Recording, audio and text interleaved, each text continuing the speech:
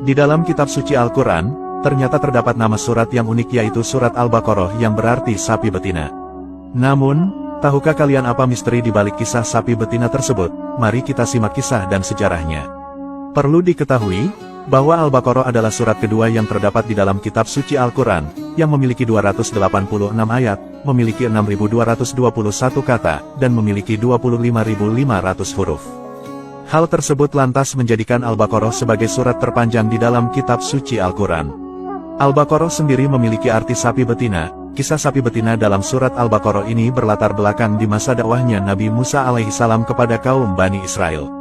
Dikisahkan, dahulu ada orang yang sangat kaya raya dari kalangan kaum Bani Israel.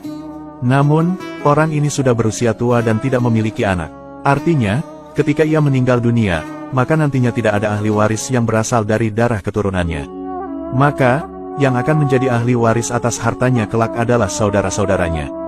Tidak ada riwayat yang menyebutkan siapa nama laki-laki tua ini, namun berdasarkan pendapat para ahli sejarah, namanya adalah Syamun. Ketika itu, ada salah satu dari saudara sepupunya yang bernama Uhaihah sengaja menunggu agar kematian cepat datang kepada Syamun. Hal ini supaya ia bisa cepat mendapatkan harta warisannya. Uhaihah memang menunggu warisannya karena ia adalah orang yang fakir. Ketika itu, keluarga Uhaihah hidup dalam kemiskinan. Ia sudah bertahun-tahun menunggu tapi ternyata maut tidak juga menjemput Syamun. Akhirnya atas godaan dari setan, terbesitlah suatu rencana di hati Uhaihah untuk membunuh saudara sepupunya ini. Kemudian, tibalah hari di mana Uhaihah akan melakukan aksi bejatnya ini. Ia lantas menghabisi nyawa Syamun. Lalu untuk menutupi kesalahannya, Uhaihah lantas membawa jasad Syamun ke pinggir kota. Tujuannya adalah agar orang-orang di antara dua kota itu saling menuduh satu sama lain. Jasad Syamun lantas diletakkan di antara dua kabilah di wilayah Bani Israel. Ketika waktu pagi tiba, jasad Syamun lantas ditemukan oleh seorang warga yang ada di daerah itu. Maka saat itu, ia kemudian mengenali jasad manusia yang bernama Syamun itu. Lalu, ia pergi kepada saudara sepupunya untuk memberitahukan atas kejadian tersebut. Orang ini berlari ke rumah Uhaihah kemudian mengabarkan bahwa Syamun ditemukan tewas di perbatasan. Agar tidak dicurigai, Uhaihah pura-pura terkejut dan dia menangis dengan kerasnya. Selain berpura-pura sedih, Uhaihah juga menuduh bahwa penduduk kota sebelah yang telah membunuhnya. Ketika itu Uhaihah juga menyeru kepada masyarakatnya untuk berbondong-bondong mendatangi penduduk kota sebelah untuk mempertanggungjawabkan hal itu. Mengetahui bahwa kota sebelah akan diserang oleh penduduk Uhaihah, maka mereka lantas bersiap untuk berperang. Akhirnya, ketika itu kedua kabilah semakin memanas dan mereka saling menuduh satu sama lain. Ketika konflik sudah mau dimulainya peperangan, tiba-tiba datang seorang kakek yang berusaha meredam emosi kedua kabilah ini. Kakek itu berkata, "Saudara-saudara sekalian, jangan biarkan setan menguasai diri kalian. Bukankah di tengah-tengah kita ada seorang Rasul, mengapa kita tidak pergi menemui Nabi Musa alaihissalam untuk menanyakan keadilan akan tragedi ini?" Akhirnya, kedua kabilah ini beramai-ramai mengunjungi Nabi Musa alaihissalam. Mereka lalu menceritakan kronologi tragedi itu kepada Nabi Musa. Mendapati keluhan mereka, Nabi Musa kemudian berdoa kepada Allah Subhanahu wa Ta'ala agar diberi petunjuk untuk mengetahui siapa pembunuh Syamun. Allah kemudian memerintahkan Nabi Musa untuk menyembelih seekor sapi betina. Hal ini sebagaimana tertulis dalam kitab suci Al-Quran. Allah Subhanahu wa Ta'ala berfirman, "Dan ingatlah ketika Musa berkata kepada kaumnya, sesungguhnya Allah menyuruh kamu menyembelih seekor sapi betina." Mereka berkata, "Apakah kamu hendak menjadikan kami buah ejekan?"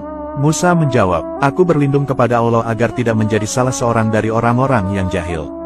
Quran Surah Al-Baqarah ayat 67. Setelah Nabi Musa mendapat petunjuk dari Allah Subhanahu wa Ta'ala, beliau kemudian memerintahkan kepada para kabilah untuk menyembelih seekor sapi berjenis kelamin betina. Mendengar perintah aneh ini, orang-orang dari kabilah lantas menjadi heran dan bingung. Dalam benak mereka berkata, apa hubungannya orang mati dengan perintah menyembelih sapi? Dalam kejadian ini juga timbul pertanyaan kenapa harus sapi. Padahal, di dalam hati orang Bani Israel ketika itu masih menuhankan sapi sama halnya seperti Samiri. Setelah diperintahkan untuk mencari sapi betina oleh Nabi Musa, orang-orang Bani Israel bukannya langsung mencari sapi malah banyak bertanya seperti menanyakan mau sapi seperti apa, dan mau sapi yang warna apa. Ketika Nabi Musa mendengar banyak pertanyaan dari mereka tentang sapi, Nabi Musa lantas memberikan ciri-ciri yang sulit yang terdapat pada sapi yang harus mereka cari. Carilah sapi betina yang tidak terlalu tua dan terlalu muda, tidak terlalu kecil dan tidak terlalu besar. Setelah itu, Orang-orang Bani Israel kemudian masih juga bertanya dan meminta agar Nabi Musa berdoa kembali dan menanyakan mau seperti apa warna sapinya.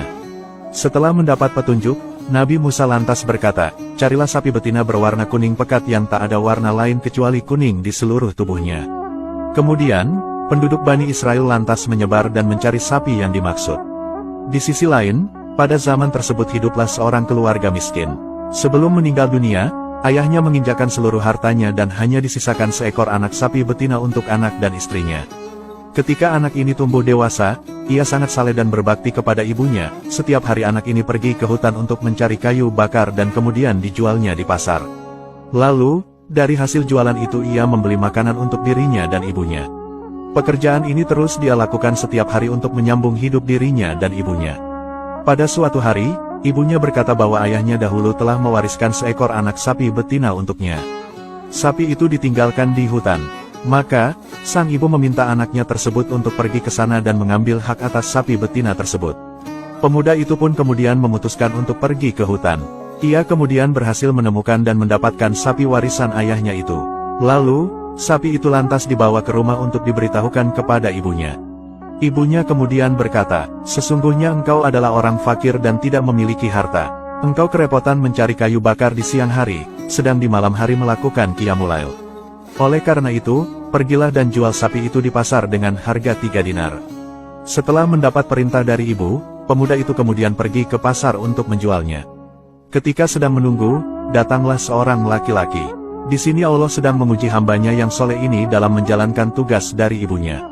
Saat itu Allah utus seorang malaikat yang merubah bentuk menjadi sosok seorang laki-laki. Laki-laki itu berkata kepada pemuda penjual sapi itu, wahai anak muda, engkau jual sapi itu berapa?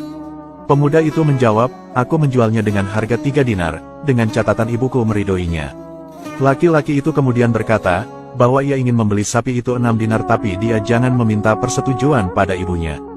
Namun pemuda itu berkata, seandainya diberikan emas sebesar sapi, dirinya tidak akan memberikannya kecuali dengan ridho ibunya. Setelah itu, pemuda itu pun lalu pulang dan menceritakan tentang harga sapi itu kepada ibunya. Lalu, sang ibu berkata agar sapi itu dijual dengan harga 6 dinar. Pemuda itu kembali ke pasar dan menemui malaikat yang menyamar jadi pembeli tadi. Ia berkata, bahwa ibunya menyuruhnya menjual sapi dengan harga 6 dinar, di mana tidak boleh kurang dan tidak boleh lebih. Laki-laki itu kemudian berkata, bahwa dia akan membeli sapi itu seharga 12 dinar, di mana pemuda itu bisa ambil 6 dinar sedangkan sisanya bisa berikan kepada ibunya tanpa perlu ibunya diberitahu. Namun, pemuda itu menolak tawaran itu. Ia kemudian kembali pulang untuk menceritakan harga sapi itu pada ibunya. Ibunya lantas berkata, sungguh orang yang mendatangimu itu adalah malaikat dalam bentuk manusia yang diutus Allah untuk mengujimu. Jika ia datang lagi, katakanlah padanya, apakah engkau memerintah kami untuk menjual sapi ini atau tidak? Pemuda itu kemudian berangkat lagi ke pasar dan dia pun bertemu dengan malaikat yang menyamar tersebut. Pemuda itu lantas menyampaikan pesan dari ibunya. Mendengar pesan si pemuda, laki-laki itu lantas berkata, jangan jual sapi ini sampai datang suatu hari nanti, di mana akan ada orang yang membelinya atas perintah Nabi Musa bin Imran. Kemudian, baru jualah sapi ini dengan harga emas seberat bobot sapi ini. Setelah itu, pemuda itu kemudian pulang dan tak jadi menjual sapi di pasar. Dan benar saja, pada suatu hari ada orang dari Bani Israel yang datang kepadanya atas perintah Nabi Musa alaihissalam. Maka pemuda itu berkata, bahwa ia hanya mau menjual sapi betina warisan ayahnya dengan harga emas seberat bobot sapi ini. Orang kaum Bani Israel itu pun lantas terkejut mendengar harga yang ditawarkan. Akhirnya, mereka patungan mengumpulkan emas dan dibelilah sapi betina itu dengan harga seberat bobotnya. Kemudian, dibawalah sapi itu kepada Nabi Musa untuk kemudian disembelih. Lalu, Nabi Musa mengambil bagian paha sapi itu dan memukulkannya ke jasad Syamun. Atas izin Allah, jasad yang sudah meninggal itu tiba-tiba bisa bangun dari kematiannya. Lalu, Nabi Musa berkata kepada jasad Syamun dan menanyakan siapa di antara mereka yang membunuhnya. Dengan isyarat, tangan jasad Syamun lantas menunjuk pada seseorang bernama Uhaihah. Setelah itu Syamun lantas kembali meninggal lagi. Akhirnya, diketahuilah siapa pelaku yang telah menghabisi nyawa Syamun. Setelah itu, Uhaihah lantas ditangkap dan diberi hukuman atas perbuatannya. Dalam kisah lain disampaikan, bahwa pemuda soleh yang tiba-tiba kaya raya itu lantas menikah dengan istri dari almarhum Syamun yang juga kaya raya.